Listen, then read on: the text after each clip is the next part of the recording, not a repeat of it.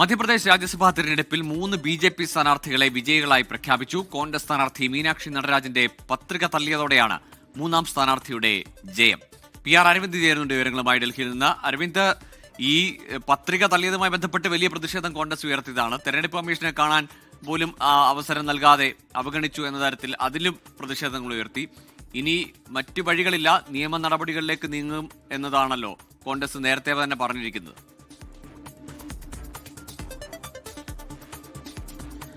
വലിയ പ്രതിഷേധം കോൺഗ്രസിന്റെ ഭാഗത്തുനിന്ന് തുടരുന്ന വേളയിൽ കൂടി തന്നെയാണ് 3 സ്ഥാനാർത്ഥികളെയും ഇപ്പോൾ വിജയിച്ചതായി തെരഞ്ഞെടുപ്പ് കമ്മീഷൻ പ്രഖ്യാപിച്ചിരിക്കുന്നത്. 3 ബി.ജെ.പി. സ്ഥാനാർത്ഥികളും ഈ രാജ്യസഭാ തെരഞ്ഞെടുപ്പിൽ വിജയിച്ചതായി ഇപ്പോൾ റിട്ടേണിംഗ് ഓഫീസർ അറിയിച്ചിട്ടുണ്ട്. ഈ 3 സ്ഥാനാർത്ഥികൾക്കും വിജയിച്ചതായിട്ടുള്ള സർട്ടിഫിക്കറ്റുകളും ഇപ്പോൾ കൈമാറിയിരിക്കുകയാണ്. രജനീഷ് അഗർവാൾ, തരുൺ ചുഗ്, അതുപോലെ തന്നെ മഹേഷ് കോവാഡ് എന്നിവരെയാണ് വിജയികളായി പ്രഖ്യാപിച്ചിരിക്കുന്നത്. നേരത്തെ മീനാക്ഷി നടരാജന്റെ പത്രിക തള്ളിയിരുന്നു. ഇതിന് പിന്നാലെ വലിയ പ്രതിഷേധം കോൺഗ്രസിന്റെ ഭാഗത്തുനിന്നുണ്ടാകുകയും കഴിഞ്ഞ ദിവസം തെരഞ്ഞെടുപ്പ് കമ്മീഷൻ അടക്കം കോൺഗ്രസ് പ്രതിനിധി സംഘം കാണുകയും ചെയ്തിരുന്നു. കൃത്യമായ ഒരു ഇടപെടൽ തെരഞ്ഞെടുപ്പ് കമ്മീഷന്റെ ഭാഗത്തു നിന്നുണ്ടാകണമെന്നും കോൺഗ്രസ് നേതാക്കൾ ആവശ്യപ്പെടുകയും ചെയ്തു. പക്ഷേ അത്തരമൊരു നടപടി തെരഞ്ഞെടുപ്പ് കമ്മീഷന്റെ ഭാഗത്തുനിന്നുണ്ടായില്ല. കൃത്യമായി തന്നെ 3 ബി.ജെ.പി. സ്ഥാനാർത്ഥികളെയും വിജയിയായി പ്രഖ്യാപിക്കുകയാണ്. കഴിഞ്ഞ ദിവസം തന്നെ ഈ വിഷയത്തിൽ സുപ്രീം കോടതിയെയും കോൺഗ്രസ് സമീപിച്ചിട്ടുണ്ട്. നാളെ ഈ ഹർജിയിൽ സുപ്രീം കോടതി വാദം കേൾക്കാൻ പോവുകയാണ്. ഇനി സുപ്രീം കോടതിയുടെ തീരുമാനം അല്ലെങ്കിൽ നടപടി എന്താകും എന്നതാണ് ഇതിൽ നിർണായകമാവുക. എന്തായാലും 3 പേരെയും ബി.ജെ.പി. സ്ഥാനാർത്ഥികളെയും ഇപ്പോൾ വിജയിയായി പ്രഖ്യാപിച്ചിരിക്കുകയാണ്. എന്തായാലും ശക്തമായ പ്രതിഷേധം തുടരുമെന്ന് തന്നെയാണ് കോൺഗ്രസും വ്യക്തമാക്കിയിട്ടുള്ളത്.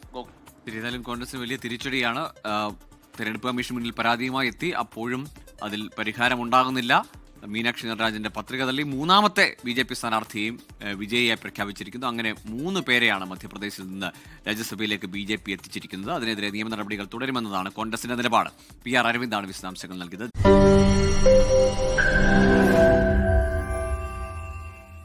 ലോകത്തെവിടെയായാലും ഏത് സമയത്തും 24 വാർത്തകളും ഓഗ്മെന്റഡ് റിയാലിറ്റി പാക്കേജുകളും എക്സ്പ്ലെയിനറുകളും വിശദമായി കാണാൻ ഞങ്ങളുടെ YouTube ചാനൽ നിങ്ങൾക്ക് സബ്സ്ക്രൈബ് ചെയ്യാം.